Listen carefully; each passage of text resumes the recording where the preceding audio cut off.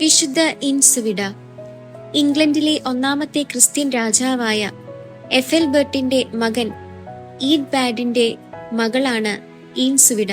ബാല്യം മുതൽക്കേ രാജ്ഞിയുടെ ആനന്ദം പ്രാർത്ഥനയും ദൈവസ്നേഹമായിരുന്നു.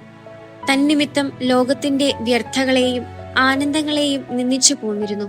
വൈവാഹിക ജീവിതം തന്റെ പ്രാർത്ഥനാ ജീവിതത്തിന് തടസ്സമാകുമെന്ന് കരുതി എല്ലാ വിവാഹ ആലോചനകളും അവൾ തള്ളിക്കളയുകയും ചെയ്തു. അവസാനം പിതാവിന്റെ അനുവാദത്തോടു കൂടെ അവൾ കെന്റിൽ ഒരു മഠം ആരംഭിച്ചു. പരിശുദ്ധമായ ഏകാന്തവും ജീവിത നൈർമല്യവും പ്രാർത്ഥനയും എളിമയും രാജ്ഞിയുടെ ജീവിതത്തെ വിശുദ്ധമാക്കി. രാജകീയ ആഡംബരങ്ങളുടെ ഇടയ്ക്ക് 7-ാം ശതാബ്ദത്തിൽ ഒരു രാജ്ഞി ഇത്രമാത്രം തീക്ഷ്ണത പ്രദർശിപ്പിച്ചുവെങ്കിൽ ഇത്രയും ആധ്യാത്മിക വിദ്യാഭ്യാസമുള്ള നമ്മുടെ ആധ്യാത്മിക വിരസതയ്ക്ക് എന്ത് നീതീകരണമാണ് ഉള്ളത്? ധനവും പ്രൗഢിയും വിശുദ്ധിക്ക് വിഘാതമാകണമെന്നില്ല.